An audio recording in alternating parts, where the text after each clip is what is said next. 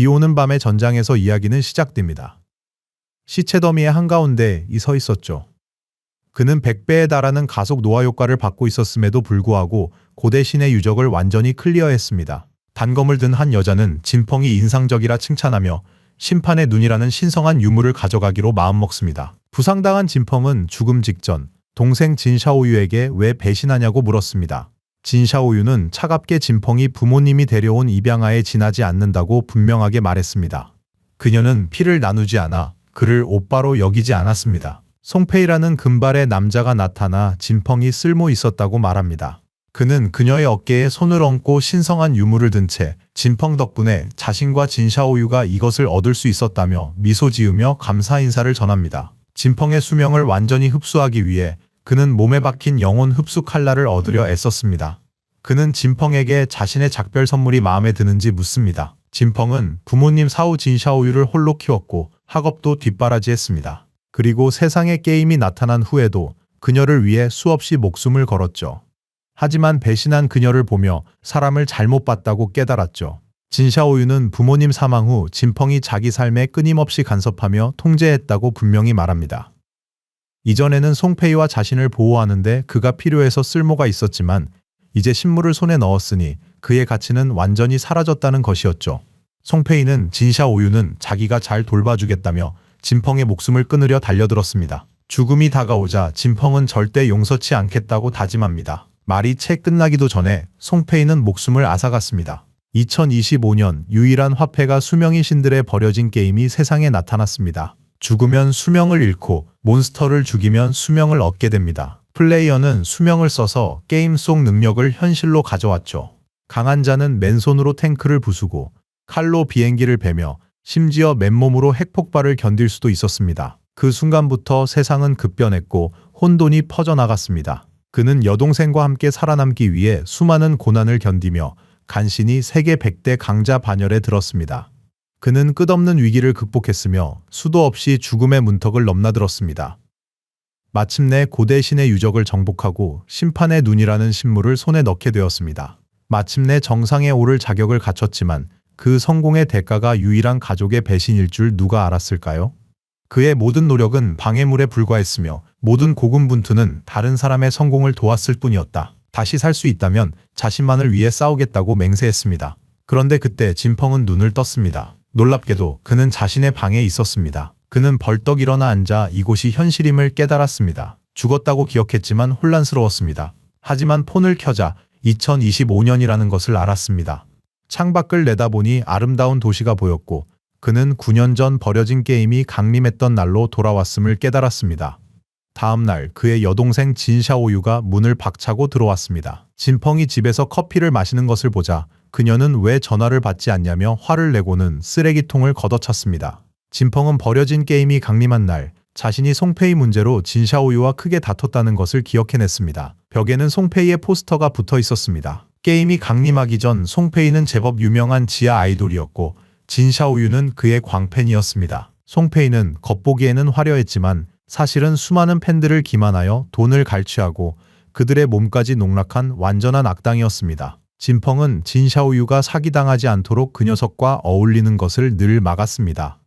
하지만 그는 그녀의 삶에 간섭한다고 비난받았죠. 진샤오유는 진펑에게 손가락질하며 귀가 먹었냐고 물었습니다. 그러면서 이번 달 송페이가 1등을 놓친 건 전부 진펑 때문이라며 송페이의 순위를 올릴 돈을 주지 않으면 가만두지 않겠다고 협박했습니다. 그 순간 진펑은 차가운 표정으로 그녀의 뺨을 세게 때려 바닥에 쓰러뜨렸습니다.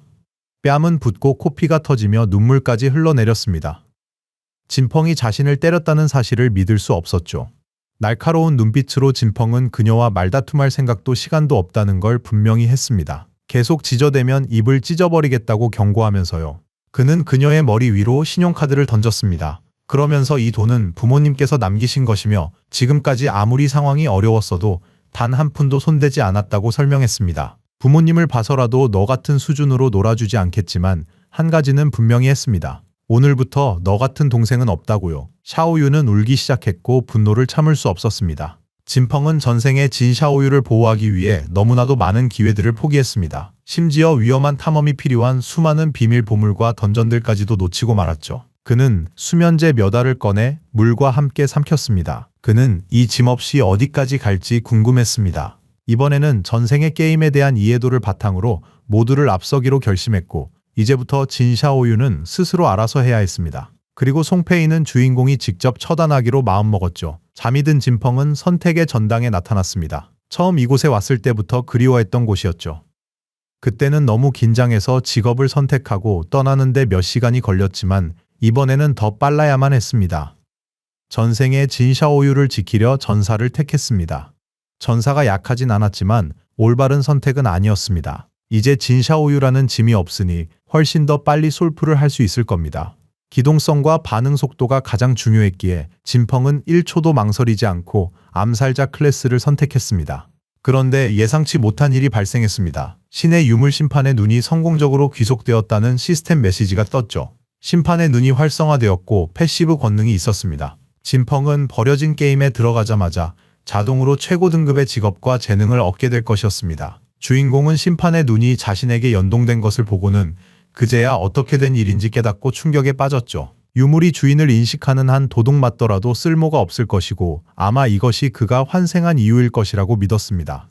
바로 그때 그림자가 그의 몸속으로 들어오기 시작했습니다. 그러자 몸이 변하며 머리카락이 하얗게 새고 그림자가 되었습니다. 진펑의 모습이 변한 것이죠. 그림자는 암살자 최고 레벨의 히든 직업이었죠. 그가 전생에 선택했던 전사 직업과는 완전히 달랐습니다. 이 직업만으로도 이미 엄청난 힘을 얻었죠. 진펑은 각 직업마다 숨겨진 상위 직업을 잠금 해제할 확률이 매우 희박한데 심판의 권능이 그 확률을 확정으로 만들었다는 사실을 기억하곤 놀라 눈이 휘둥그레졌습니다. 시스템이 활성화되며 심판의 권능이 우주에서 가장 순수하고 오래된 원초적 권능이라 했고 그 힘은 모든 규칙과 질서를 초월했습니다. 아직 신성이 없는 진펑은 이 권능을 직접 활성화할 수는 없었지만 그 패시브 효과는 활성화되어 있었죠. 이 놀라운 사실에 우리의 주인공은 큰 충격을 받았습니다. 전생에서는 버려진 게임이 세상에 나타난 지 7년 만에 강력한 플레이어가 신의 버려진 땅을 벗어나 질서의 영역에 도달했습니다. 인류는 그제야 비로소 질서의 힘을 알게 됐습니다. 하지만 수년이 지나도록 누구도 질서의 힘을 얻지 못했고 진펑은 이를 전혀 예상치 못했습니다. 그런데 여정 시작부터 질서와 규칙을 초월한 원초적 권능을 이미 얻었습니다. 신의 버려진 땅을 떠나 질서의 영역에 도달해 신성을 얻으면 이 권능을 활성화할 수 있으니 이번 생에 새로운 목표가 생긴 셈입니다. 직업 선택을 마치자 시스템은 게임 닉네임을 입력하라고 요청했습니다. 진펑은 잠시 망설이다가 자신의 직업이 그림자에서 나왔기에 그림자를 선택했습니다. 그는 신의 버려진 땅으로 순간 이동했는데 이곳은 수많은 몬스터로 가득한 폐허였습니다. 몬스터들이 그를 찢어발기고 수명을 빼앗으려 했기에 조심해야 했습니다. 마을을 떠나 몬스터를 처치하고 수명을 얻을 수 있었죠. 하지만 게임에서 죽으면 거래 가능 불가능 여부에 상관없이 수명의 절반을 잃게 됩니다. 진펑은 안정구역인 쉘타운에 있었죠. 이곳은 몬스터가 없고 플레이어끼리 공격도 불가능했습니다. 수명 감소 속도도 1배로 적용되어 많은 이들이 게임으로 끌려왔습니다. 밥을 먹고 낮잠을 자다 온 사람도 있었고 고된 하루를 보내고 잠이 들었다가 이곳에 오게 된 사람도 있었죠.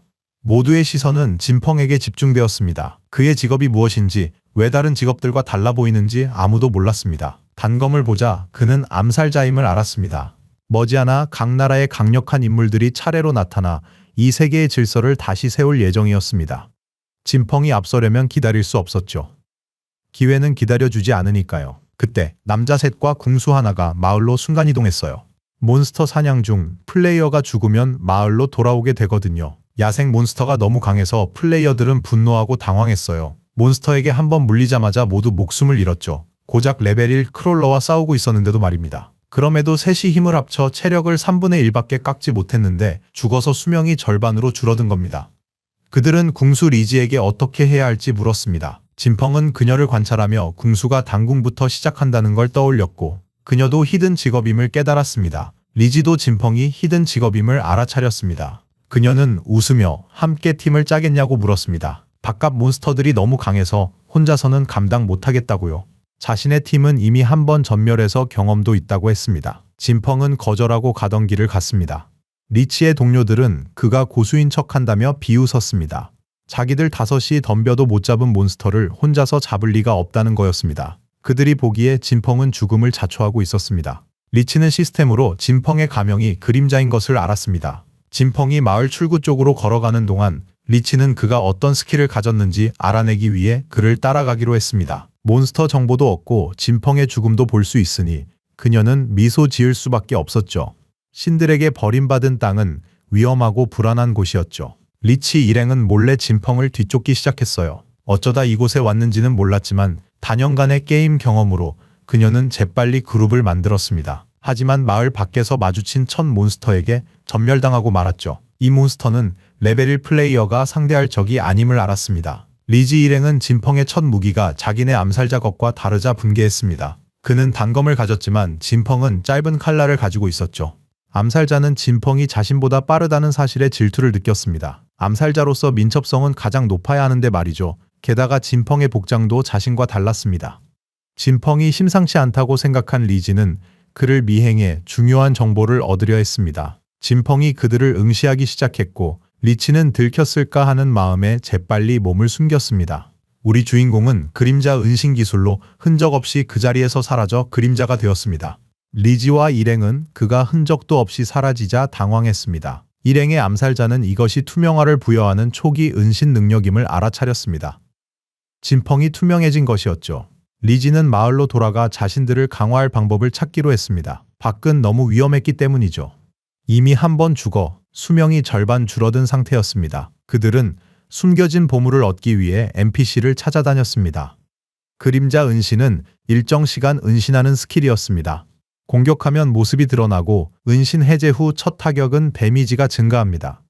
은신 마스터리는 은신 지속 시간을 2배로 늘리고 은신 레벨을 만큼 올려줬습니다. 역시 그림자 직업은 차원이 달랐죠. 이 레벨의 암살자 은신은 쉽게 발각될 겁니다. 그러나 그림자 직업은 자체적으로 은신 마스터리를 가지고 있어 게임 초반에는 몬스터를 포함해 그 누구도 진펑을 눈치채지 못했습니다. 주인공은 리지와 친구들이 순진하다고 여길 수밖에 없었습니다. 초보자 마을은 힘을 키울 만한 게 없는 그저 플레이어를 위한 피난처였죠. 이 버려진 게임에서 약자는 몬스터의 먹잇감일 뿐이었죠. 몇 초 후 진펑의 은신이 끝났습니다. 아직은 지속 시간이 그리 길지 않았죠. 다행히 은신을 쓰자마자 쿨타임이 돌았습니다. 몇 초만 더 지나면 다시 사라질 수 있었습니다. 그때 진펑의 상태창이 나타났습니다. 그의 코드네임은 그림자, 직업 또한 그림자였습니다. 그의 거래 불가능 수명은 75년이었고 거래 가능한 수명은 0년이었습니다. 또한 힘은 13점, 체력은 13점, 민첩은 18점, 정신력은 15점을 보유하고 있었습니다. 모든 플레이어는 기본 능력치 10으로 시작하며 직업에 따라 추가 보너스를 받습니다. 전생에 선택했던 전사 직업은 힘과 체력에 겨우 3포인트를 주었지만 이번 그림자 직업은 모든 능력치를 크게 향상시켰고 민첩성은 무려 8포인트나 증가했습니다. 아직 분배하지 않은 자유 속성 포인트도 5점이나 남아 있었죠. 대부분의 플레이어들은 공격력을 높이려 힘이나 정신에 포인트를 투자했지만 그건 큰 실수였죠. 진펑은 망설임 없이 5포인트를 민첩에 투자해 23포인트를 만들었습니다. 이 스탯은 아주 중요했습니다. 초반에는 몬스터의 공격력이 매우 높았기에 아무리 능력치를 배분해도 피해를 입지 않고 몬스터를 잡으려면 민첩성을 올려 속도를 높이는 것이 유일한 방법이었죠. 그때 진펑의 시선이 문득 한 곳에 닿았습니다.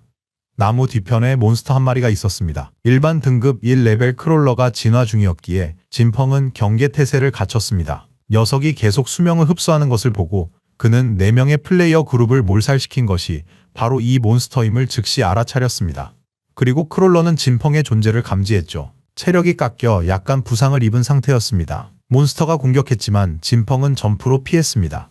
몬스터는 플레이어를 죽여 수명을 얻고 충분히 흡수하면 진화할 수 있었습니다. 진펑은 그림자 은신을 발동하고 단검을 뽑았습니다. 그리고 크롤러가 다가오기 직전 허공으로 사라졌습니다. 크롤러가 그가 어디로 갔는지 찾으려는 동안 진펑은 위에서 나타나 은신 해제 일격을 사용해 몬스터의 머리 위로 착지하며 단검을 3개 찔러 174의 피해를 입혔고 몬스터를 죽이고 경험치 10포인트를 얻었습니다. 그는 크롤러를 한 방에 죽일 거라 예상 못했지만 목덜미 공격 시 치명타가 터진다는 것을 기억해냈습니다. 바로 그때 시스템 창이 나타나 백스텝 스킬은 적의 시야 밖에서 공격하면 피해량이 2배가 된다고 알려주었습니다. 이것이 크롤러가 한 방에 죽은 이유를 설명해 주었죠. 백스텝 스킬이 다른 능력과 중첩되면서 엄청난 피해를 입혔죠. 진펑은 말없이 시체를 바라봤습니다. 전사로 플레이했던 때가 생각났습니다. 치명타를 겨우 40의 피해를 주었고 크롤러 한 마리를 잡으려다 거의 죽을 뻔하며 수세기를 싸워야 했죠. 몬스터가 죽자 수명인 빛나는 구체가 떨어졌습니다. 진펑은 주먹을 꽉 쥐고 수명을 흡수했습니다. 그 결과 거래 가능한 수명 3일과 거래 불가능한 수명 54년 155일을 획득하게 되었습니다. 5명이 죽으면서 각각 최소 20년에서 30년의 수명을 잃었고 전부 합쳐서 100년이 넘는 양이었습니다. 하지만 크롤러가 먼저 흡수한 탓에 진펑은 54년밖에 얻지 못했습니다. 지금은 거래 불가능한 수명이 쓸모없었죠. 하지만 바로 그 순간 심판의 눈의 권능이 활성화되어 진펑에게 무한 진화라는 재능을 부여했습니다. 솔로 몬스터 처치로 스킬 강화 진화 포인트를 얻을 기회가 주어졌습니다. 24시간마다 진화 점수 5점을 얻고 보스급 몬스터를 단독 처치하면 진화 점수를 확정적으로 얻을 수 있었죠. 현재 그는 5점을 보유하고 있었습니다. 무한 진화로 스킬을 강화할 수 있다는 건 전생에서는 전혀 들어본 적 없는 이야기였습니다. 몬스터가 어떤 장비나 스킬북을 드롭하든 등급은 고정되어 강화할 수 없었습니다. 이건 규칙과 질서를 초월한 힘이었죠. 주인공은 그림자 은신과 백스텝을 써보기로 했습니다. 그는 진화 포인트 4점을 써 스킬을 강화했습니다. 기본 스킬 그림자 은신이 일반에서 브론즈 등급으로 지속시간은 12초에서 16초로 늘어났습니다. 은신 해제 시 공격력 보너스는 60에서 90으로 증가했고 재사용 대기 시간은 2초 줄었습니다. 백스텝은 최하급에서 일반이 됐고 피해량은 5% 늘었습니다. 이제 그림자 은신은 16초 동안 지속되고 은신 마스터리 효과로 32초까지 늘어났죠. 이렇게 은신 지속 시간이 길어졌으니 영구적으로 모습을 감출 수 있게 된 겁니다. 능력이 조금만 더 일찍 강화됐다면 체력이 가득 찬 크롤러라도 단번에 해치울 수 있었을 겁니다. 그때 한 여인과 함께 있던 소년이 진펑처럼 마른 녀석도 혼자 몬스터를 잡는 걸 보니 이 게임이 쉽다고 했습니다. 여자가 그의 피지컬에 10명도 상대 가능할 거라 칭찬하자 소년은 미소 지으며 그녀를 지켜주겠다고 약속했어요. 그때 진펑은 나무에 숨은 몬스터를 발견했습니다. 소년은 자신감 넘치게 함께 팀을 맺을지 물었습니다. 진펑은 위험을 느끼고 그림자 은신으로 사라졌어요. 소년은 자기 근육 때문에 진펑이 겁먹은 줄 알았죠. 그때 거미 한 마리가 내려왔고 둘은 패닉에 빠졌습니다. 이것은 레벨 1의 브론즈 등급 몬스터인 양육자였습니다. 그들의 목숨을 앗아갔죠. 진펑은 양육자가 16OHP를 가진 초보 보스임을 기억했습니다. 보통의 신입이 감당할 수 있는 수준이 아니었고 게다가 부하로 수많은 작은 거미들을 거느리고 있었습니다. 양육자가 먹이를 먹자 진펑은 이 틈에 업그레이드된 능력이 얼마나 강한지 확인했습니다. 진펑은 은신 해제 일격으로 거미 눈에 단검을 찔러 넣었습니다. 놈이 반격했지만 진펑은 제때 반응해 공격을 피했습니다. 그리고 거리를 벌린 후 그림자 은신으로 몸을 숨겼습니다. 주인공의 공격은 338의 피해를 입혔고 그 과정에서 자신은 9의 피해를 받았습니다. 민첩성 덕분에 간신히 피할 수 있었죠.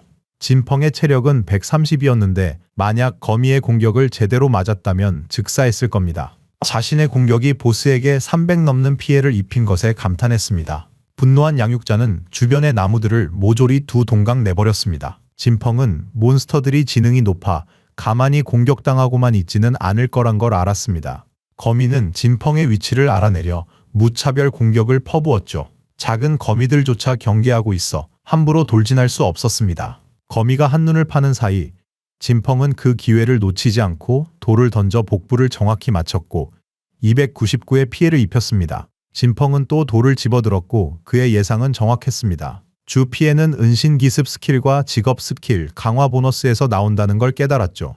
그래서 돌만 던져도 상당한 피해를 줄 수 있었습니다. 이제 그림자 은신 재사용 대기 시간이 끝나길 기다렸다가 돌을 던지면 됐습니다. 이렇게 하면 기습, 백스텝, 약점 공격의 추가 보너스를 모두 활성화시킬 수 있었습니다. 그림자 은신 재사용 대기 시간이 끝나자마자 진펑은 다시 돌을 던져 거미에게 279의 피해를 주고 곧바로 그림자 은신을 사용했습니다. 계획은 간단했어요. 그림자 은신 재사용 대기 시간이 끝나면 다시 공격하는 것이었죠. 같은 시각 마을에서는 랭킹이 업데이트되며 그림자라는 플레이어가 브론즈 등급의 보스 양육자를 처치하고 가장 먼저 레벨 1을 달성하여 1위에 올랐음이 공개되었습니다. 대부분 몬스터에 죽던 다른 플레이어들은 누가 벌써 보스를 잡았다는 것에 충격받았습니다. 일반 몬스터도 제대로 잡지 못했던 리즈와 일행은 진펑이 보스를 물리치고 레벨 2가 된 것을 보고 깜짝 놀라 시스템 오류가 확실하다고 생각하며 할 말을 잃었습니다. 거대 거미에게 공격당했던 남녀는 마을에서 부활했고 누군가 그 거대한 거미를 잡았다는 사실에 경악하며 그림자가 아까 숲에서 본 소년임을 깨달았습니다.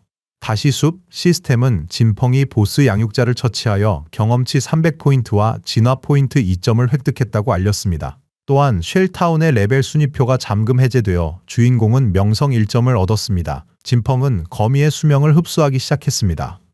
거대 거미가 죽자 새끼 거미들은 흩어졌고 그게 아쉬웠죠. 작은 거미들부터 잡고 경험치를 더 얻었어야 했기에 후회할 수밖에 없었죠. 그는 거래 가능한 수명 46일과 브론즈 등급의 신규 스킬북 탐욕의 손, 그리고 공격력 35, 민첩 4의 부식성 단검을 획득했습니다. 탐욕의 손 스킬을 배운 진펑은 쓰러뜨린 몬스터에게 스킬을 사용해 20% 확률로 추가 전리품을 얻을 수 있게 됐습니다. 진펑은 다소 놀랐는데 브론즈 보스가 이런 신급 암살 스킬을 줄 줄은 몰랐기 때문입니다. 이 스킬은 전리품 획득률을 크게 높여줍니다. 후반에 보스 처치 시 20% 확률로 추가 전리품 획득 가능합니다. 진펑의 전생 기억에 의하면 갓슬레이어 길드에는 전투력은 평범하지만 이 스킬 단 하나만으로도 가장 인기 있는 플레이어가 된 인물이 있었습니다. 심지어 개인 경호원이 항상 그를 호위했죠. 진펑은 눈이 휘둥그레졌습니다. 발동률은 겨우 20%였지만 자신의 무한 진화 재능과 결합하면 아이템 드롭률과 전리품의 양을 무한히 늘릴 수 있다는 것을 깨달았기 때문입니다. 그리고 다음날 학생들은 학교로 발걸음을 옮겼습니다. 샤오유의 친구는 그녀에게 진펑에게 전화해서 사과할 건지 물어봤습니다. 친구는 어제 그들이 시험까지 빠지고 몰래 송페이를 응원하러 갔으니 진펑이 분명히 화가 났을 거라고 상기시켰죠. 하지만 진샤오유는 잘못이 없고 그 때문에 입장 시간을 놓칠 뻔했다며 거절했습니다. 그녀에 따르면 진펑이 사과해야 했습니다. 친구는 진펑이 잘해줬다며 설득했고 얼굴은 어쩌다 그랬냐고 물었습니다. 샤오유는 진펑이 자신의 일에 간섭만 한다며 확고한 태도를 유지했습니다. 그래서 넘어져서 얼굴을 다쳤다고 변명했습니다. 학교에 들어서니 학생들이 한 교실 앞에 모여 있었습니다. 호기심을 느낀 친구가 인파를 해치고 교실 안으로 들어갔는데 그곳에는 장웨이의 몸이 반투명해지는 광경이 펼쳐져 있었습니다. 장웨이 친구 중 한 명이 자기도 확실하진 않지만 방금 웨이가 낮잠 잔다고 했는데 돌아보니 이미 이런 상태였다고 설명했어요. 이건 특이한 사례가 아니었고 인터넷 전체에 퍼져 있었죠. 전 세계 사람들이 같은 현상을 겪고 있었고 일부 전문가들은 잠이 들면 유령처럼 반투명 상태가 되지만 그 이유를 아는 사람은 아무도 없다고 말했습니다. 위기감을 느낀 친구는 부모님께 전화해서 이 사실을 알리고 샤오유에게도 혹시 모르니 오빠에게 전화해서 경고하라고 조언했어요. 오빠와 연락하느니 차라리 죽는 게 낫다며 거절했어요. 한편 진펑은 새 스킬 탐욕의 손을 브론즈에서 골드로 진화시켰습니다. 이제 적을 약탈할 때 추가 전리품 획득 확률은 20%에서 70%로 크게 증가했고 그 결과 우리 주인공은 탐욕의 손을 익혀서 이 포인트를 얻을 수 있었습니다. 진펑은 주먹 쥐고 스킬을 활성화해 진화 포인트 2점과 거래 가능한 수명 46일을 얻었습니다. 그는 진화 포인트 2점을 얻어 만족했고 탐욕의 손을 3레벨로 올리려면 3포인트가 필요하며 곧 추가 전리품 획득 확률이 100%가 될 거라는 걸 알았습니다. 이제 각국 정부도 상황을 파악했을 것이고 앞으로 더 많은 사람들이 게임에 몰려들 것이기에 그는 서둘러 성장하여 사용 가능한 장비를 갖춰야만 했습니다.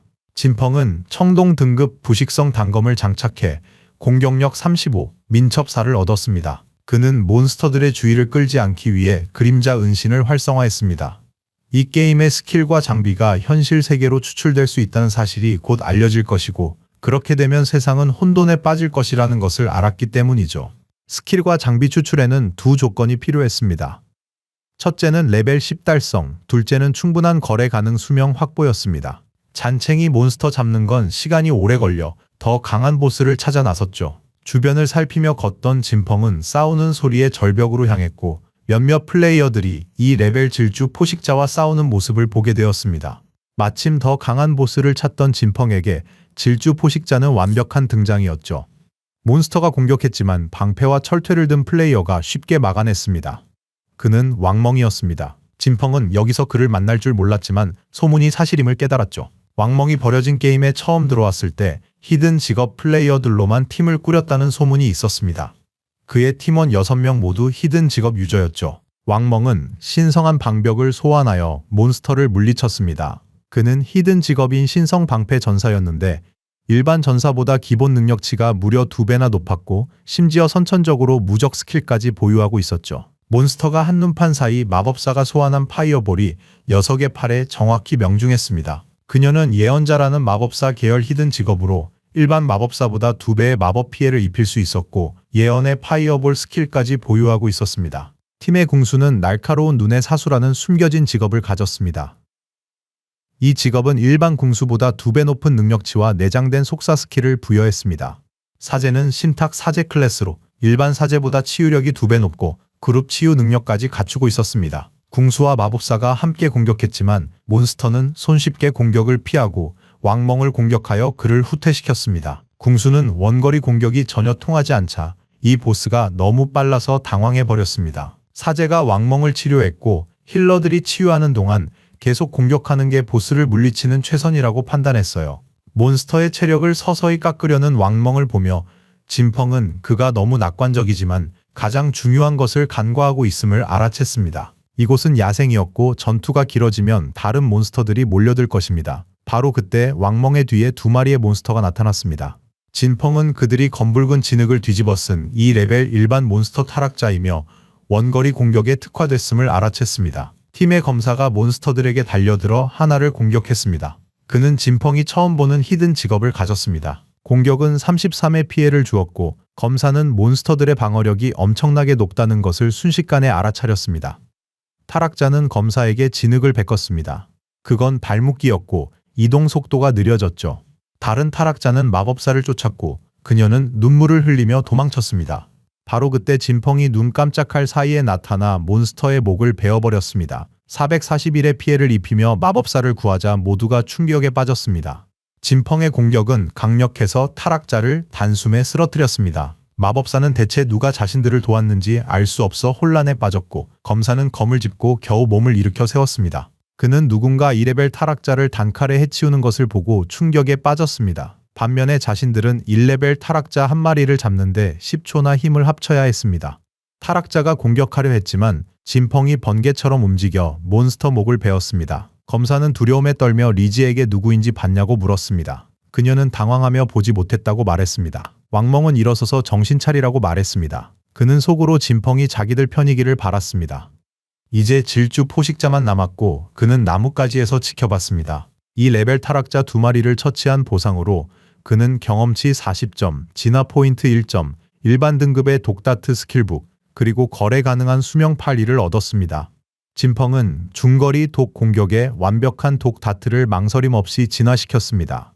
진화하자마자 스킬은 2레벨로 올랐고 등급은 일반에서 실버로 상승했습니다. 이 스킬은 최대 14m 거리까지 치명적인 독 다트를 던질 수 있게 했으며 명중시 120의 공격력 피해를 입혔습니다. 또한 5초의 재사용 대기 시간과 함께 맹독 상태를 부여했습니다. 맹독 상태는 5초 동안 초당 50%의 지속 피해를 입혔고 중첩은 불가능했습니다. 몬스터는 다시 공격해왔습니다. 왕멍은 방패로 공격을 막아냈지만 그 과정에서 날카로운 다리가 그의 배를 꿰뚫었습니다. 왕멍이 방패를 떨어뜨리며 바닥에 쓰러지자 몬스터는 그 틈을 타 다른 다리로 그를 찔러 엄청난 고통을 안겼습니다. 궁수는 두려움에 떨기 시작했습니다. 사제는 회복 속도가 느리다는 걸 알고 당황했으며 이에 왕멍은 필사적으로 도망치라고 외쳤습니다. 진펑이 쏜 다트가 질주 포식자의 머리에 박히며 845점의 피해를 입혔습니다.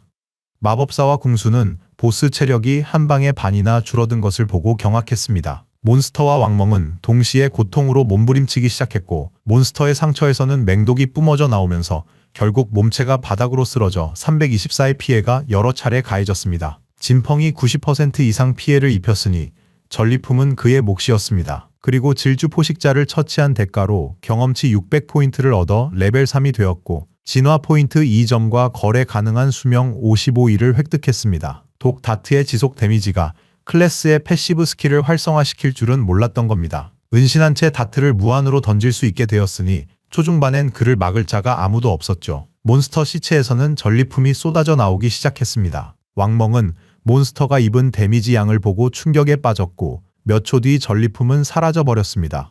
왕멍은 진펑에게 고맙다 했지만 진펑은 황무지에선 당연한 거라 못 박았다. 사람을 쉽게 믿을 수 없으니 모두가 충격에 빠졌습니다. 왕멍은 우리의 조언에 감사하며 그가 전리품을 확인하는 동안 방해하지 않기로 했어요. 그리고 언제든 필요한 게 있으면 자기를 찾아오라고 덧붙였죠. 진펑은 전리품을 챙기면서 왕멍이 믿을만하다고 생각했죠. 게다가 그는 대한민국 정부의 막강한 자원 지원을 받고 있었죠. 주인공은 남은 전리품을 팔 안정적인 판매처를 찾기로 합니다. 탐욕스러운 손을 써서 진화 포인트 3점과 거래 가능한 수명 55일을 얻어 브론즈 등급 질주, 포식자 가죽 각반을 획득했어요. 주인공은 가죽 각반을 장착해 물리 방어력 9포인트, 모든 원소 저항력 5포인트, 재사용 대기 시간 속도 15%를 얻었. 아직 다른 직업 장비와 스킬북도 많이 남아있어 정말 대박이었죠. 가방이 가득 차자 그는 마을로 돌아가 모든 것을 수명으로 교환하기로 결정했습니다. 이번 생의 성장 속도가 이전 생보다 100배나 빨라 그의 눈은 자신감으로 빛나기 시작했습니다. 그 지역에서 멀지 않은 곳에 있던 다른 플레이어 팀은 더 많은 몬스터의 공격을 받고 있었고 몬스터 수가 늘어나는 것을 보고 도망치는 게 낫겠다고 판단했습니다. 하지만 그러기도 전에 훨씬 더 큰 몬스터가 나타나 날카로운 덩굴로 공격했고 플레이어들은 미처 피하지도 못하고 모두 죽고 말았습니다. 마을에서 부활한 플레이어들은 좌절감을 감추지 못했습니다. 몬스터가 무리지어 나타나 체력이 낮으면 도망쳤거든요. 게임 이탈을 위해선 레벨 3이 되어야 했지만 이는 불가능한 임무 같았죠. 몇몇 플레이어들은 3인 파티로는 부족하다며 6명이나 10명씩 그룹을 만들어야 한다고 생각했습니다. 하지만 다른 플레이어는 10명 팀도 전멸하는 걸 봤으니 소용없을 거라고 반박했습니다. 게다가 사람이 너무 많으면 보스가 나타나는데 최근 40명 그룹이 저주 마스터를 깨웠다가 단 한 번의 공격으로 30명 넘게 몰살당했습니다. 리지의 팀도 마을에서 부활했고요. 만약 플레이어들이 레벨 3에 도달하지 못하면 게임 속에 영원히 갇히게 될 겁니다. 그들은 모두 잠든 후에 이곳으로 오게 되었습니다. 즉 게임 속에는 그들의 의식만 들어와 있는 것이고 만약 나가지 못한다면 현실의 육체는 굶어 죽게 될 것입니다.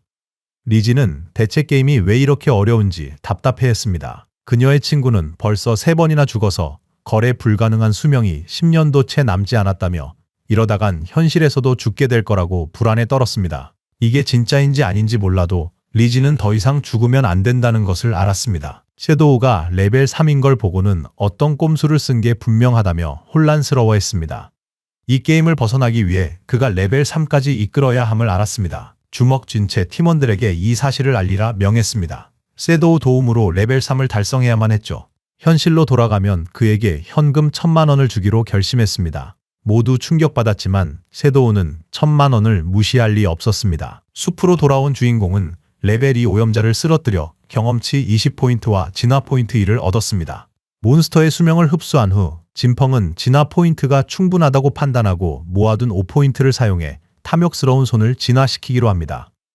스킬 등급이 플래티넘에서 에메랄드로 오르면서 추가 전리품 획득 확률이 160%로 증가했고 20% 확률로 한 등급 높은 아이템을 얻을 수 있게 됐습니다. 진펑은 이 효과가 엄청나다는 사실에 놀랐습니다. 계속 진화시키면 100%, 심지어 200%까지 도달할 수 있을 테니까요. 그때 비가 내리기 시작했고 무언가 진펑의 주의를 끌었습니다. 그건 바로 숲속을 헤매던 저주 마스터라는 몬스터였습니다. 이 몬스터는 브론즈 등급 보스였고 실버 등급으로 승급하려 생명력을 흡수했습니다. 진펑에겐 40명 파티를 전멸시킨 건 놀라운 일이 아니었습니다. 지금 주인공은 인벤토리가 꽉 찬 상태라 몬스터를 잡아도 전리품을 줍지 못할 상황이었습니다. 그래서 일단 지도에 이곳을 표시해두기로 합니다. 보스의 진화에는 시간이 좀 걸리니 먼저 인벤토리를 비우고 다시 오기로 생각한 거죠. 마을에는 랭킹 1위인 섀도우에게 1000만 원을 주면서 자신들을 빠르게 레벨업 시켜달라는 소문이 파다하게 퍼져 있었습니다. 사람들은 죽거나 수명을 잃었고 부자들은 이미 탈출구를 찾았으니 서민들은 끝장난 것이나 다름없었죠. 사람들이 얘기할 때 진펑이 나타나 모두를 충격에 빠뜨렸습니다. 그는 시스템을 활용하여 노점 옵션을 활성화했으며 이로 인해 시스템은 그가 10분 동안만 장비와 기술을 판매할 것이라고 공지했습니다. 플레이어들은 그가 브론즈 등급 장비 2개를 착용한 채 2개를 더 판매하는 것을 보고 경악했습니다. 그들은 그가 브론즈 등급 보스를 잡은 걸 믿지 못했고 한 플레이어가 진펑의 얼굴이 왜 안 보이냐고 물었습니다. 다른 플레이어가 말하길 그가 얼굴 가림 기능을 켜서 게임 내 모습이 실제와 같을 거라 했습니다. 그래서 신비로운 분위기를 유지하고 싶어 할 것이라는 거죠. 한 마법사가 주인공의 노점에 다가와 호기심 어린 눈빛으로 고드름 주문의 가격을 물었고 친펑은 거래 가능한 수명 100일이라고 답했습니다. 그녀는 쉘타운 랭킹 11위인 그레이 로즈였고 얼굴 가리기 기능도 활성화되어 있었습니다. 로즈는 수명 100일이 너무 많다고 가격을 낮춰달라고 했죠. 하지만 친펑은 일반 등급 스킬인 고드름 주문은 마법사의 초반 파밍 속도를 높여주기에 100일도 싼 가격이라고 설명했습니다. 로즈가 현금 결제를 물었지만 친펑은 거절하며 먼저 거래 가능한 수명을 구매한 뒤 자신과 거래하라고 조언했죠. 더 높은 가격을 제시하는 사람이 없으면 로즈가 수명을 확보할 때까지 스킬을 팔지 않겠다고 했습니다. 그녀는 고민에 빠졌고 팀 채널을 이용해 팀원들에게 이게 좋은 제안인지 물었습니다. 그녀의 리더십 덕분에 레벨 2를 빠르게 달성했기에 팀원들은 이의가 없었습니다. 게다가 이 스킬이 있으면 레벨 3까지 훨씬 더 빨리 도달할 수 있을 테니 일단 벗어나는 게 가장 중요했죠. 그녀는 팀원들에게 거래 가능한 수명을 자신에게 넘겨달라고 부탁했고 돌아가면 돈을 주겠다고 약속했습니다. 그리고 100일치 수명을 그에게 건넸죠. 팀원 모두가 2레벨인 것을 본 진평은 최소 30에서 40마리 크롤러를 잡았으리라 예상했고 그들의 거래 가능한 수명은 100일보다 훨씬 많을 것이라 판단했습니다. 진평은 주문을 팔아 100일의 거래 가능한 수명을 얻었습니다. 이제 그의 거래 가능한 수명은 268일에서 368일로 늘어났습니다. 그때 리지가 나타나 섀도우를 찾아 기뻐하며 미소와 함께 그에게 기회를 제안했습니다. 자신을 레벨 3으로 올려주면 현실 세계로 돌아갔을 때 1000만 원을 주겠다고 약속했습니다. 다른 플레이어들은 충격에 빠졌죠. 그녀의 이름은 장리지. 주인공의 전생에서 그녀는 범죄 조직의 리더였습니다. 나중에 그녀의 조직은 국가에 의해 소탕되었죠. 자신감 넘치는 미소를 지으며 그녀는 자신의 아버지가 대강 산업의 회장이라고 말했고 주인공이 믿지 않자 직접 찾아보라고 제안했습니다. 소문에 따르면 그녀는 현금으로 사람들을 유인해 수명을 팔게 한 다음 강제 노동을 위해 납치했으며 저항하는 사람들은 현실에서 살해당했다고 합니다. 진평은 그녀가 쓰레기임을 알기에 제안을 거절했습니다. 리지는 섀도우가 게임에서 강하다는 건 인정했지만 아직 게임 방식을 아는 사람이 아무도 없으니 자신과 팀을 이루라 했죠. 그 대가로 차, 집, 여자 등 그가 원하는 모든 것을 누리며 살게 해주겠다고 약속했어요. 친펑은 마음을 바꾸지 않고 자기 사업 방해하지 말라고 말합니다. 그는 누구보다 현금이 아무 가치 없다는 걸 잘 알고 있었습니다. 곧 유일한 공용화폐는 거래 가능한 수명이 될 테니까요.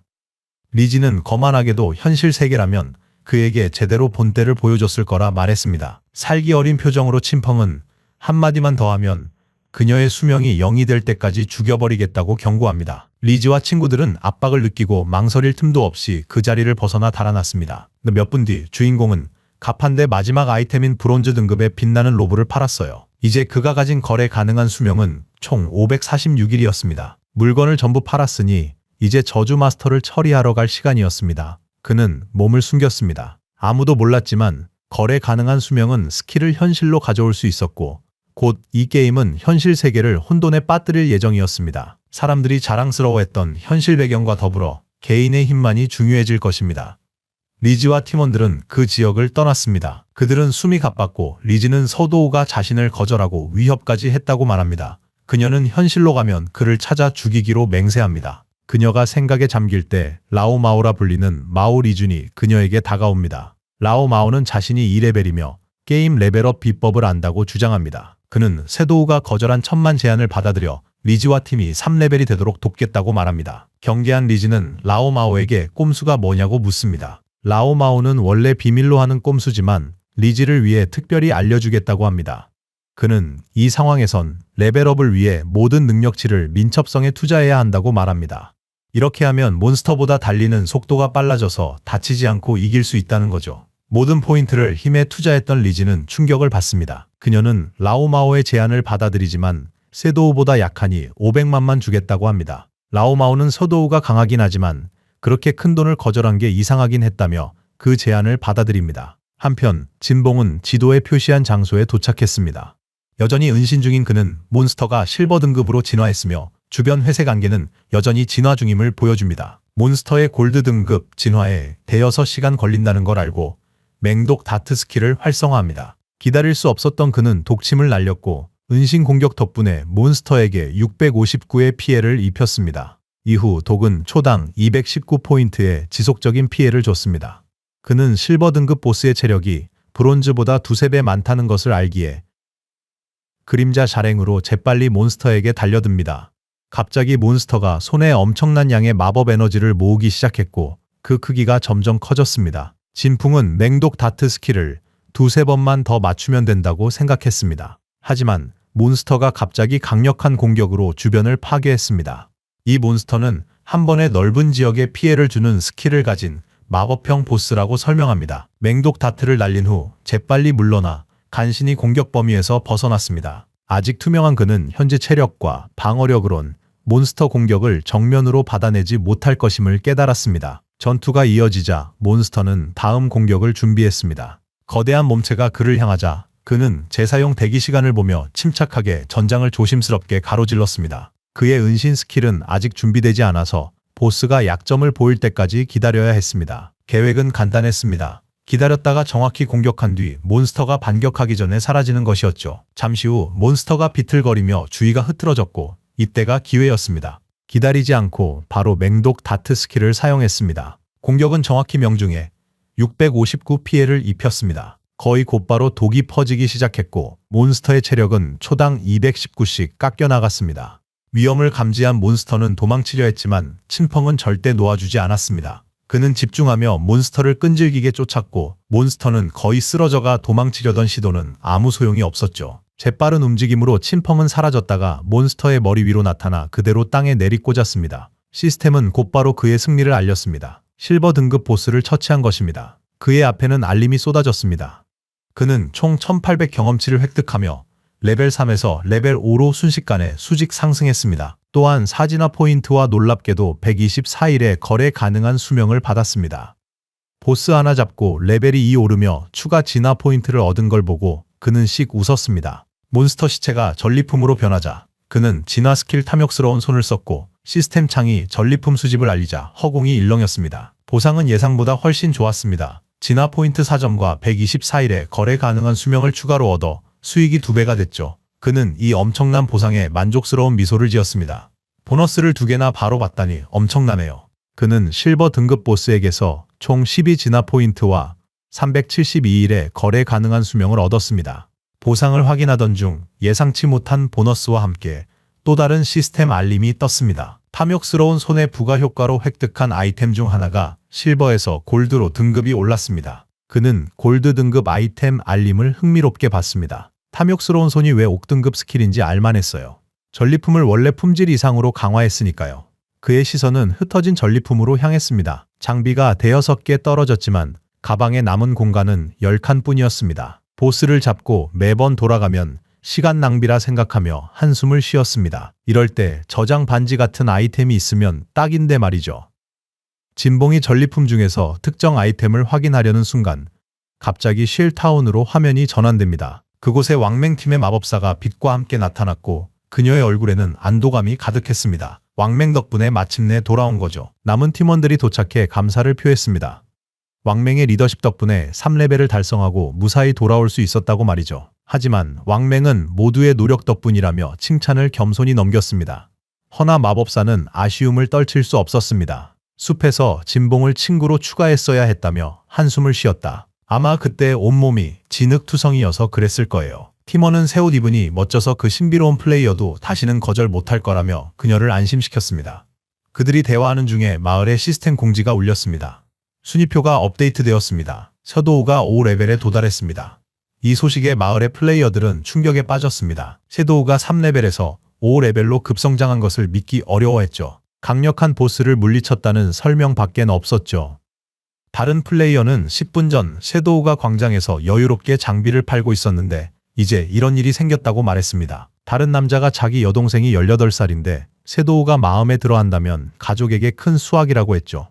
섀도우의 레벨업 도움은 판도를 바꿀 테니까요. 친구들은 섀도우가 1000만원 현금도 마다하는 사람인데 그런 중매 제안에 흔들릴 리가 있겠냐며 그의 말도 안 되는 생각에 핀잔을 주었습니다. 한편 왕멍의 팀은 걱정하기 시작했습니다. 겨우 3레벨 달성을 축하했는데 섀도우가 이미 저만치 앞서 나갔다는 사실을 알게 된 거죠. 하지만 왕맹은 침착하게 일단 걱정은 접어두라고 말했습니다. 일단 로그아웃해서 현실로 돌아가 가족과 친구들에게 이 위험한 게임에 대해 경고해야 했습니다. 몸이 희미해지자 시스템은 로그아웃을 확인했습니다.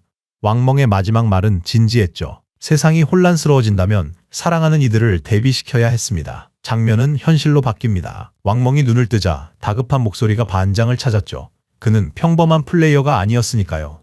왕멍은 경찰관이었고 동료들이 걱정하며 달려왔습니다. 한 명은 그가 의식을 잃은 사이 몸이 투명해지기 시작해서 무서웠다고 털어놓았습니다. 끔찍한 진실이 명백해졌습니다. 게임에서 죽거나 모든 수명을 잃으면 로그아웃되는 것이 아니라 현실 세계에서도 사라집니다.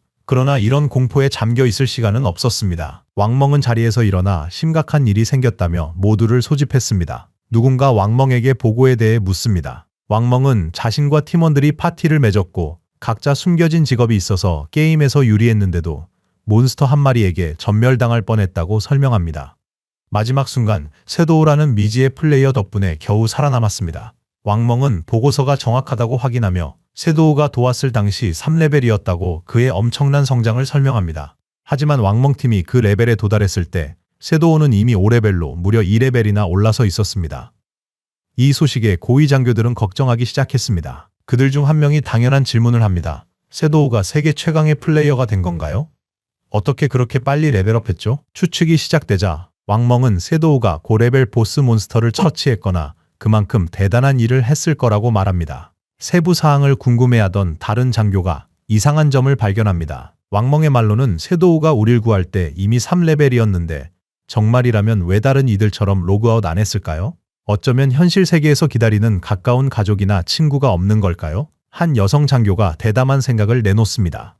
그녀는 섀도우가 갑자기 나타나 빠르게 강해지는 마치 힘을 타고난 환생자일지도 모른다고 생각합니다. 환생자는 고아가 많은데 그래서 섀도우가 현실로 안 돌아오는 걸 수도 있다고 그녀는 말합니다. 그녀의 말에 회의실은 침묵에 잠겼고 말을 깨달은 그녀는 얼굴을 붉혔습니다. 못마땅해 하던 고위 장교는 그녀를 니우라고 부르며 진지한 대화 중에 농담하지 말라고 합니다. 그녀가 소설을 너무 읽었다며 그의 생각에 반대합니다. 그리고 다시 본론으로 돌아와 그 장교는 몇 가지 중요한 정보를 공유합니다. 상부 비밀 보고서에 따르면 연구원들은 우려스러운 패턴을 연구 중입니다. 많은 노인들이 수면 중 의문사했다는 것입니다. 연구원들이 이 데이터를 잊혀진 신들의 게임에서 돌아온 자들과 비교했을 때 놀라운 사실을 발견했습니다. 잠자다 죽은 이들이 게임 속에서도 여러 번 죽었다는 사실은 소름 끼치는 진실을 알려줍니다. 게임 수명이 0이 되면 그들은 게임에서뿐만 아니라 현실에서도 죽게 됩니다. 한 장교가 잊혀진 신들의 게임이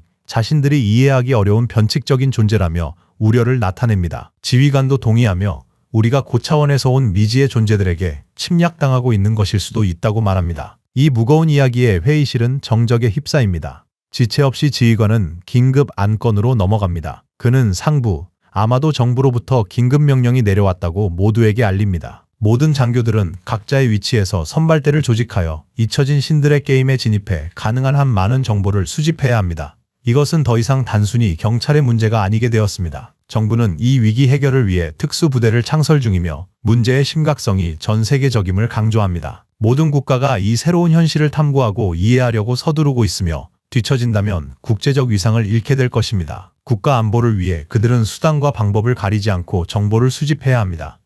지휘관은 자신의 결정을 발표했고 니우는 망설임 없이 1팀 팀장 역할을 수락했습니다. 왕멍은 부팀장으로 임명되었고 그들은 팀원 선택 권한을 받습니다. 왕멍은 임무의 중요성을 이해하며 고개를 끄덕입니다. 지휘관은 왕멍이 만난 미스터리한 플레이어 섀도우에게 관심을 돌립니다. 왕멍의 말에 따르면 섀도우는 나쁜 의도가 없어 보입니다. 그래서 지휘관은 니우와 왕멍에게 그와 친구가 되어보라고 지시합니다. 목표는 섀도우의 정체를 밝혀 협력하는 것이고 니우가 책임자인 이유를 설명합니다. 게임과 이야기에 대한 그녀의 깊은 지식은 신화적인 능력과 행동을 보이는 섀도우를 조사하는데 그녀를 최고의 선택으로 만듭니다. 지휘관은 니우와 왕멍이 섀도우를 자신들을 대표할 수 있는 아군으로 만들기를 바랍니다. 그들이 성공하면 전략적 우위를 선점할 매우 중요한 정보에 접근하게 될 겁니다. 나머지 경찰관들은 공공질서 유지와 대규모 혼란 방지 임무를 맡았습니다. 이로써 회의는 종료됩니다. 해가 지고 도시가 황금빛으로 물들 때 경찰관들은 앞으로 닥칠 도전에 대비합니다. 다음 날 장면은 한 고등학교로 바뀌고 주인공의 여동생이 책상에 앉아 생각에 잠겨 있습니다. 주변 학생들은 최근 뉴스를 신나게 떠듭니다. 근처 소그룹은 놀라운 발견에 대해 이야기합니다. 몸이 사라지던 학생 샹웨이가 게임 레벨 3을 달성하고 안전하게 로그아웃했다는 소식입니다. 한 여학생이 샹웨이가 중요한 걸 밝혔대요. 같은 지역에 있는 여러 사람이 동시에 잠이 들면 게임의 똑같은 시작 마을에서 모두 만나게 된다는 거예요. 이 소식은 학생들에게 기대와 불안을 안겨줍니다. 놀란 다른 여학생은 그 방법은 안 된다고 합니다. 부모님을 게임으로 데려와야 한다고요. 부모님은 게임 경험이 없어 준비 없이 들어왔다가 위험할까봐 걱정이었죠. 하지만 다른 학생은 부모님을 엮어선 안 된다며 반대합니다. 우선 우리 스스로 강해져서 필요할 때 가족을 지킬 수 있어야 한다는 겁니다. 한편 주인공의 여동생은 깊은 생각에 잠겨 휴대폰을 바라봅니다. 마음속에서 짜증이 점점 커져만 갑니다. 오빠는 왜 아직 자기에게 연락하지 않는 걸까요? 신들의 잊혀진 게임 같은 큰일이 벌어졌는데 그에게서 최소한 메시지 하나는 올 줄 알았지만 아무것도 없었습니다. 그는 그녀를 확인하거나 사과하지도 않았습니다. 전혀 그답지 않은 행동이었죠. 과거에는 다투거나 그녀가 그를 화나게 할 때마다 그는 늘 화해할 방법을 찾았습니다. 하지만 오늘은 그저 침묵뿐이었죠. 사과도 상황을 바로 잡으려는 시도도 없었습니다. 부모님조차 손대지 않은 자신을 친오빠가 때렸습니다. 화가 풀리지 않은 그녀는 자신의 행동을 정당화하려고 애씁니다. 송페이 콘서트 보려 수업 땡땡이 친 것뿐인데 그게 큰 잘못인가요? 오빠가 1000번 사과하지 않으면 절대 용서치 않겠다고 다짐하며 입을 삐죽 내밀었습니다. 하지만 송페이 얘기를 시작하자 짜증은 금세 흥분으로 바뀝니다. 돌이켜보니 어제 그를 보러 가길 정말 잘했네요. 잊혀진 신들의 게임이 시작되면 그의 콘서트에 갈 기회가 많지 않을지도 모릅니다. 어젯밤 공연에서 그와 얼마나 가까웠는지 생각하며 그녀의 얼굴에 꿈꾸는 듯한 표정이 떠오릅니다. 무대 위 송페이의 모습에 푹 빠져 감탄하던 그녀는 문득 뭔가를 깨닫게 됩니다. 모두가 잠든 사이 게임 세계로 가면 송페이도 분명 그럴 거예요. 게임에서 그를 만날 상상에 그녀는 얼굴이 빨개집니다. 이게 기회일까요? 운명이 마침내 둘을 이어주는 걸까요? 그 생각에 심장이 빠르게 뛰었죠. 잠자리에 들 준비를 하다가 문득 샴웨이가 3레벨에 아주 빨리 도달했다는 걸 기억해냅니다. 그렇다는 건 그가 이미 전문가라는 뜻이겠죠. 게임에서 잘 해내려면 좋은 조언이 필요했습니다. 그래서 망설이지 않고 샹웨이에게 메시지를 보냅니다. 게임 세상에 들어가기 전 유용한 팁이 있는지 물어보면서 말이죠. 한편 샹웨이는 친구들과 있다가 그녀의 문자를 받습니다. 그는 휴대폰을 보며 미소 짓고 이 상황에 놀라워하죠. 주인공 여동생 같은 사람이 자기한테 조언을 구할 줄 누가 알았겠어요? 그는 이걸 엄청난 기회로 여겼어요. 무엇을 의미하듯 이게 그의 기회였죠. 샹웨이는 제대로 찾아왔다며 바로 답장합니다. 그러면서 중요한 게임 비밀을 하나 알려주죠. 시작할 때 모든 스탯을 민첩에 투자해야 해요. 그렇게 안 하면 몬스터에게서 도망치지 못해 계속 죽을 거라고요. 그녀는 마법사를 선택해도 똑같냐고 묻고 상웨이는 그렇다고 말합니다. 민첩은 마법사에게도 유용한데 초반의 핵심인 시전 속도를 높여주기 때문이라고 설명하죠. 그래도 확신이 안 서서 민첩을 올려도 못 이기면 어쩌냐고 묻자 상웨이는 걱정 말라고 자신있게 말합니다. 마을에 레벨 5를 달성하는 사람이 한 명이라도 나오면 마을 순간이동진이 활성화되어 모든 초보자 마을이 연결될 테니까요. 그렇게 되면 그녀는 아무 파티에나 가입하여 레벨업을 할 수 있고 순간이동진이 활성화되면 그가 찾아올 것입니다. 이 말을 들은 그녀는 아주 기뻐합니다. 침대에 누워 그녀는 샹웨이 같은 사람이 정말 쓸모있다고 생각하며 혼자 미소 짓습니다. 그렇게 그녀는 자신을 도와줄 사람을 찾았습니다. 잠이 들기 시작할 때 또 다른 생각이 떠오릅니다. 이거 좋네. 오빠보다 먼저 게임에 들어가서 빨리 레벨업하고 강해져야지. 오빠가 접속하면 아주 힘들게 할 거예요. 아무런 도움이나 지원 없이 혼자 힘으로 하게 둘 겁니다. 자신의 계획에 만족하며 앞으로의 모험에 대한 기대로 잠이 듭니다. 장면은 다시 게임으로 바뀌고 주인공은 쓰러진 보스몬스터의 전리품 앞에 서 있습니다. 여러 보물 중 빛나는 구슬이 그의 눈길을 끕니다. 그가 그것을 집어들자 골드 등급 아이템인 저주받은 반지를 획득했다는 알림이 뜹니다. 시스템이 그 속성을 자세히 설명하죠. 이 반지는 누구나 쓸 수 있고 모든 능력치를 8포인트 올려줍니다. 또 어둠 원소 저항력을 26포인트 높여주고 약점 공격을 1.5배 더 강하게 만들어주죠. 하지만 착용하려면 최소 4레벨은 되어야 합니다. 주인공은 이 효과들을 보며 총 32포인트가 오르는 것이니 레벨업을 3번 한 것과 비슷하다고 생각합니다. 게다가 반지의 어둠 저항력은 많은 적에게 도움이 되고 약점 공격 강화는 보너스로 줬습니다. 그래서 그는 저주받은 반지가 여정에 귀중하다 여겼죠. 새로운 아이템에 대해 더 생각할 겨를도 없이 또 다른 시스템 알림이 나타납니다. 실버 등급의 암살자 스킬인 즉시 그림자 배기를 배웠다는 내용이었고 시스템은 이 스킬의 작동 방식을 자세히 설명해 줍니다. 사용하면 한 방향으로 여러 번 배기 공격을 하며 최대 15m까지 닿습니다.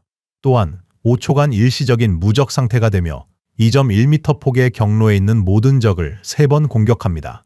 각 공격은 100의 피해를 주며 백스텝으로 간주되지만 약점은 공격하지 않고 스킬 쿨타임은 12초입니다. 이 능력의 유용성을 파악한 주인공은 일시적 투명화 보너스가 있는 강력한 광역 공격임을 알아차리고 재빨리 스킬을 습득합니다. 남은 진화 포인트로 핵심 스킬인 탐욕스러운 손을 강화하기로 결정합니다. 시스템은 진화 포인트 8점을 써서 스킬을 제이드에서 다이아몬드 등급으로 올립니다. 탐욕스러운 손 효과가 크게 향상되죠. 쓰러뜨린 몬스터에게서 추가 전리품을 얻을 확률은 160%에서 220%로 전리품이 한 단계 업그레이드될 확률은 20%에서 40%로 증가합니다. 이 강화를 떠올리며 주인공은 이제 적을 처치할 때마다 전리품을 2개씩 얻게 되어 모든 사냥이 무려 3배나 더 이득이라는 걸 깨닫습니다. 남은 진화 포인트를 낭비하고 싶지 않았던 그는 즉시 그림자 배기를 3레벨 올립니다. 시스템은 3진화 포인트를 소모해 1포인트만 남았습니다. 스킬은 빠르게 진화하여 실버 등급에서 골드 등급으로 그리고 마침내 플래티넘 등급까지 도달합니다. 스킬 공격 범위가 15m에서 21m로 확장되어 더 넓은 영역에 닿게 됐습니다. 이제 투명화가 7초간 지속되어 안전시간이 더 늘었습니다. 배기 횟수가 3회에서 5회로 증가했으며 3.1m 경로 내 모든 적을 타격합니다. 재사용 대기 시간이 12초에서 10.43초로 약간 짧아져 효율은 조금 더 좋아졌지만 여전히 신중하게 사용해야 합니다. 각 타격 피해량이 200으로 2배 증가했습니다. 약점은 못 때리지만 모든 공격이 백스텝으로 간주되어 백스텝 스킬 효과가 발동됩니다. 이 업그레이드를 본 주인공은 재사용 대기 시간이 크게 줄진 않았어도 은신 지속 시간이 길어진 게 전투에서 큰 이점이 될 거란 걸 알게 됩니다. 나머지 전리품은 대부분 쓸모가 없다는 걸 금방 알아챘습니다. 하지만 실버 등급 전사 스킬북인 전투의 함성이 눈에 띄었습니다. 이걸 팔면 거래 가능한 수명을 더 얻게 되죠. 전리품 확인을 마치자 무언가 움직이는 걸 포착합니다. 돌아보니 거대한 생명체 셋이 다가왔습니다. 주인공은 곧바로 4레벨에 흉측하고 위험한 몬스터인 사지 크롤러임을 알아차립니다. 하지만 그는 두려워하기는커녕 강화된 스킬을 시험할 좋은 기회로 여기고 재빨리 즉시 그림자 배기를 시전합니다. 순식간에 몸이 흐릿해지며 몬스터들을 손쉽게 베어버리는 연속 공격을 퍼붓자 사지 크롤러들은 반응도 못하고 산산조각 났습니다. 소란이 가라앉자 시스템 알림이 떠서 몬스터를 처치했음을 알려줍니다. 시스템은 승리를 기록하며 경험치 80포인트와 거래 가능한 수명 5일을 보상으로 지급합니다. 전투가 끝난 자리에 선 주인공에게서 어둡고 위협적인 기운이 뿜어져 나옵니다. 새로운 힘에 침착하게 생각하며 적을 물리치는 능력이 크게 향상되었음을 깨닫습니다. 그는 맹독 다트 스킬을 즉시 그림자 배기와 함께 사용하면 전투가 시작되기도 전에 승리할 수 있을 것이라는 전략을 세웁니다. 거래 가능한 수명을 확인해 보니 618일이 있습니다. 하지만 게임 속 스킬과 장비를 현실로 가져오려면 최소 900일, 즉 2년 반 정도가 필요합니다. 그는 목표를 이루기 위해 다음 계획을 세우죠. 먼저 인벤토리에 있는 값비싼 아이템을 모두 파는 겁니다. 잘만 하면 필요한 수명을 더 빨리 채우겠죠. 레벨 10이 되면 가상과 현실을 연결할 수 있게 됩니다. 화면이 바뀌고 주인공은 잠재 이미지 킬로 몸을 숨긴 채 초보자 마을로 돌아갑니다. 조용히 움직이던 그는 근처에서 들려오는 대화 소리를 듣게 됩니다. 한 남자가 여자에게 레벨 3 달성을 축하하며 약속을 상기시킵니다. 이를 지켜보던 주인공은 리지와 라오마오임을 알아차립니다. 그들의 대화에서 이전 거래가 드러나죠. 라오마오는 리지가 게임 로그아웃을 위해 레벨 3을 달성하도록 돕고 현금 500만을 받기로 했습니다. 목표 달성했으니 라오마오가 돈 받을 차례죠. 리지는 그를 안심시키며 자기 아버지 회사인 두영 산업이 그 정도 푼돈도 못 줄 것 같냐고 묻습니다. 그녀는 로그아웃해서 현실 세계에서 처리하겠다고 말합니다. 떠나기 전 그녀는 라오마오에게 자신의 전화번호를 주며 로그아웃하면 연락하라고 합니다. 그러고는 또 다른 제안을 하죠. 그녀는 그의 거래 가능한 수명을 하루당 현금 10,000원에 모두 사겠다고 제안합니다. 라오마오는 벌 돈에 신나 흔쾌히 동의합니다. 그는 거만한 표정으로 리지의 제안을 거절한 진풍을 비웃으며 현실에서 만나 거래에 대해 더 이야기하자고 말합니다. 그들이 모르는 사이 진풍은 숨은 채 그들 사이를 조용히 움직입니다. 진풍이 있다는 사실을 모르는 라오마오는 게임 속 수명의 중요성을 무시합니다. 게임 속 돈처럼 수명도 쉽게 벌 수 있으니 걱정할 필요 없다고 생각해요. 그에게 게임 업적을 현실 돈으로 바꾸는 건 최고의 전략이죠. 그는 자신이 현명하다고 생각합니다. 장면은 시장 마을로 전환되어 킹팽이 순간이동 관문 앞에 서 있습니다. 그가 손을 뻗자 관문이 푸른 에너지로 빛납니다. 빛이 더욱 강해지자 시스템 창이 나타나 그에게 쉽타운의 순간이동진을 활성화한 것에 대해 축하의 메시지를 전하고 명성 포인트 1점을 부여합니다. 시스템은 하루에 한 번은 순간이동 관문을 무료로 쓸 수 있고 그 이상은 거래 가능한 수명이 필요하다고 알려줍니다. 아직 게임 내 다른 순간이동 관문이 활성화되지 않아 지금은 쓸모없습니다. 킹팽은 순간이동 시스템이 양방향이라는 것을 떠올립니다. 한쪽만 활성화해서는 소용이 없죠. 다른 시장 마을의 플레이어가 레벨 5를 달성해 관문을 활성화해야 작동합니다. 그는 전생에 송피가 반딧불 마을에 있던 것을 기억합니다. 앞서가기 위해 반딧불 마을문이 활성화되면 즉시 알림이 오도록 재단을 설치합니다. 그는 기다리는 대신 준비를 합니다. 관문이 활성화되면 송피와 대결할 준비가 됩니다. 도시로 더 깊이 들어가자 그는 주 목표만 생각합니다. 대부분의 플레이어에게 마을 간 순간이동이 중요해도 진짜 도전은 아직 남았단 걸 그는 압니다. 그의 목표는 레벨 10을 달성하고 신이 버린 영역에 들어가 권한을 활성화하는 것입니다. 그래야 빌어먹을 게임의 진짜 도전이 시작되죠. 얼마 지나지 않아 그가 상점을 열자 근처의 모든 플레이어에게 장비와 스킬을 단 10초 동안만 판매한다는 시스템 알림이 나타났습니다. 이는 선착순 기회였고 곧바로 뜨거운 반응이 쏟아졌습니다. 플레이어들은 흥분해서 그를 고수라 부르며 달려들죠. 어떤 사람들은 이 순간만을 위해 거래 가능한 수명을 모아왔다고 말합니다. 어떤 플레이어는 자신이 무려 150일치의 수명을 모았다고 자랑하고 또 다른 플레이어는 지난번에 펑고가 상점을 열었을 때 고드름 마법을 팔았고 그것을 구매한 그레이가 순위 2위까지 올라갔던 것을 떠올립니다. 또 다른 플레이어는 전사 전용 스킬인 실버 등급 스킬북 전투의 함성을 발견하고는 망설임 없이 구매를 결정합니다. 전투의 함성 스킬북이 무려 300일치의 거래 가능한 수명에 판매되었다는 시스템 알림이 뜹니다. 주위 플레이어들은 경악을 금치 못합니다. 스킬북 하나가 정말 그만한 가치가 있을까? 다른 플레이어는 전투의 함성이 전사의 몬스터 사냥 능력을 크게 높여준다고 반박하죠. 이 스킬만 있으면 300일치 거래 가능한 수명은 이틀도 안 되어 벌 수 있으니 아주 현명한 구매인 거죠. 킹펑이 파는 물건의 가치를 깨달은 플레이어들은 너도 나도 달려들어 물건이 사라지기 전에 구매하려 했고 몇 초 만에 모든 물건이 매진되었습니다. 시스템 창을 보며 킹펑은 수익을 확인합니다. 단 1분 만에 그는 650일의 거래 가능한 수명을 모아 총 2174일로 늘렸습니다. 하지만 그는 여전히 만족하지 못하고 있습니다. 자신의 능력, 스킬, 장비를 현실로 가져가려면 수명이 훨씬 더 필요하거든요. 한편 어떤 플레이어들은 아무것도 못 사 불평합니다. 다시 가게를 여냐는 질문에 그는 그렇다고 답합니다. 그 순간 한 여성 플레이어가 그에게 보물이 있다며 거래할 의향이 있는지 묻습니다. 킹펑이 돌아보자 그녀는 왕멍의 팀원 중 한 명이라는 것을 바로 알아차렸습니다. 시스템이 그 보물을 12칸 인벤토리 슬롯 공간 반지로 즉시 인식합니다. 또한 반지는 킹펑의 가방이나 장비 슬롯을 차지하지 않습니다. 킹펑은 순간 놀랐죠. 그는 공간 반지의 진정한 가치를 알고 있었으니까요. 링이나 가방 칸을 안 쓰는 희귀한 저장 아이템인 거죠. 플레이어는 저장용 가방을 최대 3개만 가질 수 있어서 이런 아이템은 매우 귀중합니다. 공간 반지가 어떤 몬스터에게서도 나올 수 있지만 확률이 극히 낮다는 것을 알죠. 생활 직업을 가진 이 소녀가 게임 초반에 이걸 얻었다는 사실이 놀랍습니다. 운이 정말 대단하네요. 그는 지체 없이 반지의 진짜 가치를 이미 파악하고 가격을 묻습니다. 과거에 이런 12칸짜리 공간 반지는 거래 가능한 수명으로 무려 3600일치에 팔렸습니다. 하지만 소녀는 수명을 요구하는 대신 의외의 제안을 합니다. 그의 수명을 전혀 원하지 않았죠. 대신 친구로 추가하고 함께 보스 몬스터를 잡자고 요청합니다. 킹펑이 즉시 수락하자 빅플럼 플레이어가 그의 친구 요청을 받아들였다는 시스템 알림이 나타납니다. 쉘타운을 떠난 킹펑은 플럼에게 어떤 보스를 도와줘야 할지 묻는다. 플럼은 골드 등급 보스라고 설명하지만 거리가 너무 멀어 이름은 확인하지 못했다고 한다.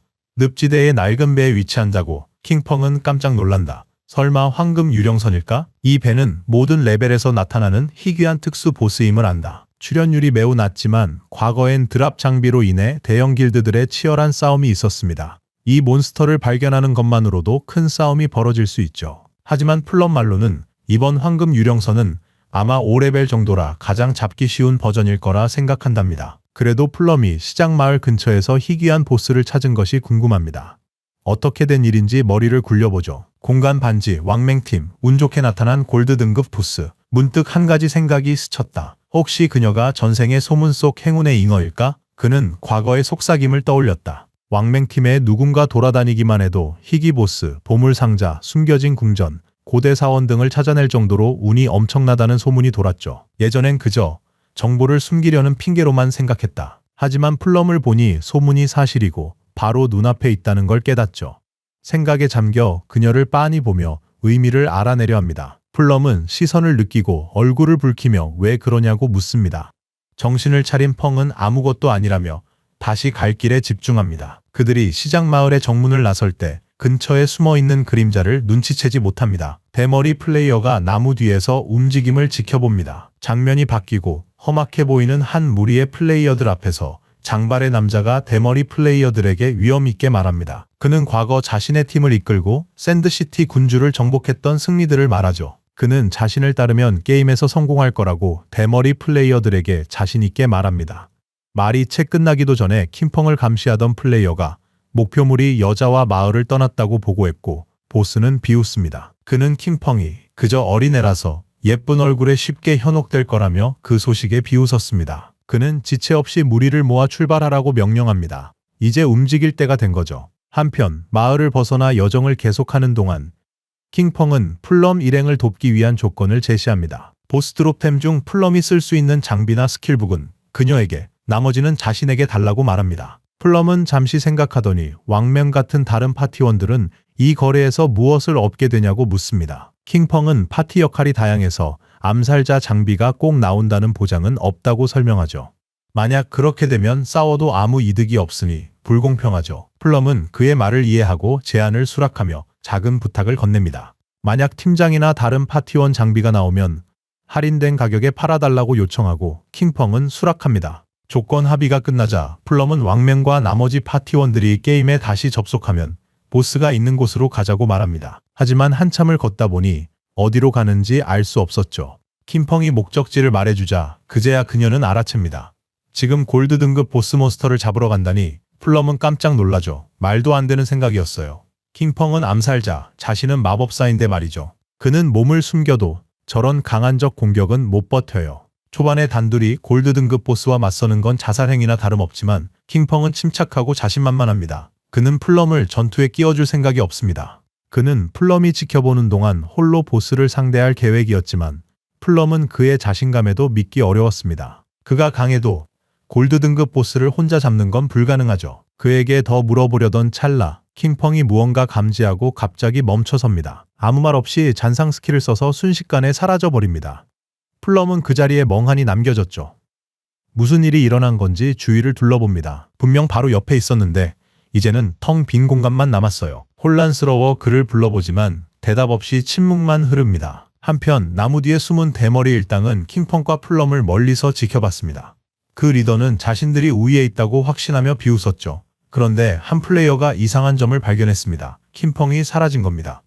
혼란에 빠진 그들은 보스만 쳐다봤습니다. 하지만 보스는 킹펑이 플럼을 속이고 홀로 떠났다고 대수롭지 않게 여깁니다. 그는 사악하게 웃음을 지으며 부하들에게 플럼을 먼저 붙잡아 실컷 즐기라고 명령합니다.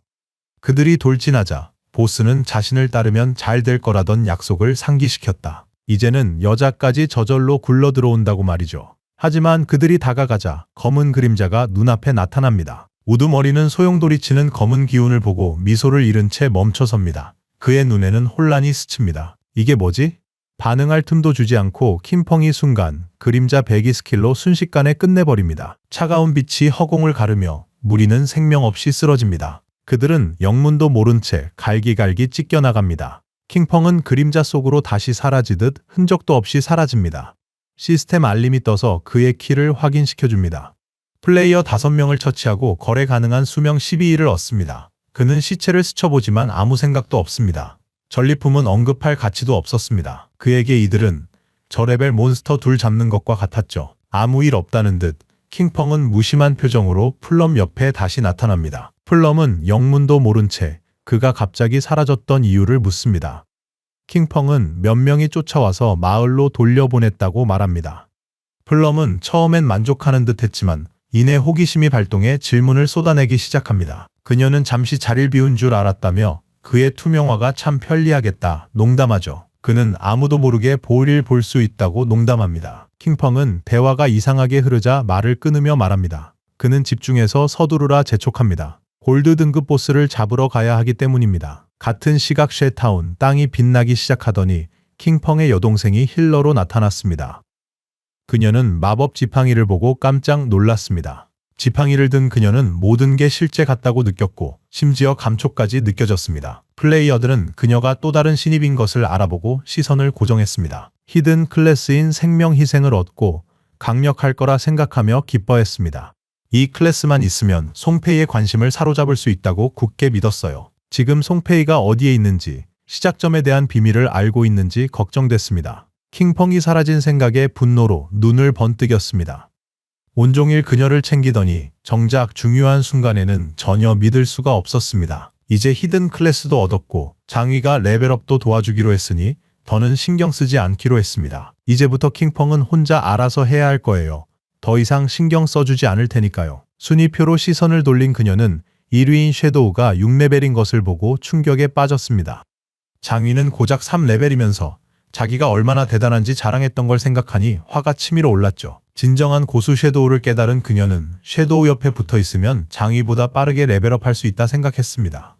하지만 한 가지 의문이 들었죠. 그 고수를 어디서 찾아야 할까? 멀지 않은 곳에서 플레이어 무리가 이야기를 나누고 있었습니다. 그들은 파티 힐러 쉬에양과 연락이 닿지 않아 걱정했는데 바로 왕멍의 팀이었습니다. 그를 마냥 기다릴 시간이 없으니 다른 방법이 없냐고 물었습니다. 그러자 한 명이 힐러 없이는 몬스터 사냥이 어렵다고 했습니다. 다른 플레이어는 그림자처럼 혼자 사냥할 고수가 아니니 다른 힐러를 찾아 파티를 맺자고 주장했습니다. 그들이 해결책을 찾는 동안 누군가 인사를 건넸고 돌아보니 풍왕의 여동생이 있었습니다. 그녀에게는 이 기회가 완벽한 타이밍이었죠. 그녀는 웃으며 힐러가 필요하냐 묻고 자신이 히든 클래스 생명 희생을 가졌다고 말했어요. 한편 숲속에서 풍왕과 플럼은 절벽 위에 있었습니다. 절벽 아래 늪에는 황금 유령선이 숨어있는 것이 보였죠. 풍왕은 그림자 사랭을 써서 사라졌고 플럼에게는 숨어서 기습을 조심하라 일러둔 채 보스를 처리하러 갔습니다. 플럼은 고개를 끄덕이며 조심하라 했습니다. 주인공이 늪에 발을 들여놓자마자 시스템 창이 하나 나타났습니다. 유령선의 영향으로 이 지역이 수명이 100배 빠르게 줄어드는 위험한 영역이 되었다는 내용이었죠. 풍왕은 빠르게 계산했습니다. 시간의 100배 속도라면 이곳에서 15분을 머무는 것이 하루의 수명을 소모하는 것과 같다는 것을 깨달았죠. 그에게 이런 폭력적 시간 영역은 큰 영향을 주지 못했죠. 시스템은 황금 등급 유령선을 레벨 5 보스로 감지했고 그때 예상치 못한 일이 벌어졌습니다. 45분 25초의 카운트다운 타이머가 나타난 겁니다. 이런 특수 보스들은 잡는 데 시간 제한이 있다는 사실에 풍왕은 약간 놀랐습니다. 하지만 45분이나 남아있어 다행이라고 생각했죠. 보스를 잡기에는 충분한 시간이었으니까요. 킹펑은 순간 그림자 배기로 번개같이 움직여 보스에게 강력한 배기로 총 1500의 피해를 입혔습니다. 보스가 상황 파악을 하는 동안 킹펑은 그림자 자랭을 해제하고 맹독 다트를 날려 유령선의 종을 정확히 맞췄고 치명타와 은신 해제 공격이 발동했습니다. 독이 지속적인 피해를 입히는 동안 킹펑은 보스와 거리를 벌렸습니다. 황금 유령선 공략은 몇 가지 어려운 점이 있었죠. 우선 많은 사람들이 약점이 무엇인지 몰랐고 해골 몸체나 배 자체일 거라고 생각했습니다. 하지만 사실 약점은 뱃머리에 달려있는 유령뿔 종이었습니다. 약점을 공격당하자 분노한 보스는 주변의 물을 조종하기 시작했습니다. 보스는 강력한 광역 공격을 준비해 물기둥이 솟아올랐습니다. 킹펑은 공격을 피하며 보스에게 다가갔습니다. 물기둥의 피해가 비정상적으로 높아 은등급 갑옷 세트를 입은 초반 전사들은 한 대도 버티기 힘들었습니다. 민첩성이 높은 그림자 클래스라 다행이지 아니었다면 피하지도 못했겠죠. 바로 그때 늪에서 손들이 솟아나오더니 유령이라 불리는 부패한 좀비들이 모습을 드러냈습니다. 킹펑은 광역 공격이 끝나면 보스가 은등급의 부패한 물귀신 12마리를 소환한다는 것을 기억해냈습니다. 그림자 자랭 덕에 유령들은 킹펑의 존재를 감지 못했습니다.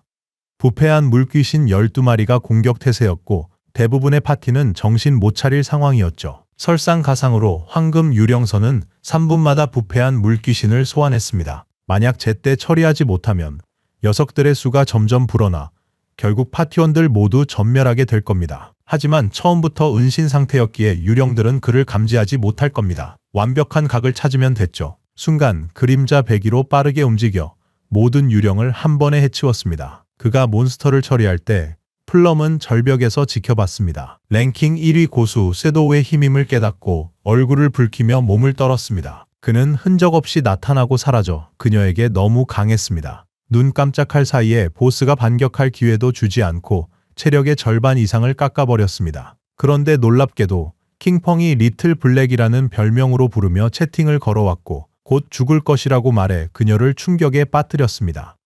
킹펑은 자신만만한 표정으로 걱정할 것 없다며 자신이 부활할 때까지 기다리기만 하면 된다고 말했습니다. 플럼은 주인공이 우세하자 당황하며 리틀 블랙이 누구냐 물었고 킹펑은 태연하게 그녀에게 리틀 블랙이 아니냐 되물었습니다. 그녀는 개 이름 같은 리틀 블랙이 아닌 빅플럼이 자신의 별명이라 했죠. 그때 누군가 바닥을 세게 내리찍었습니다.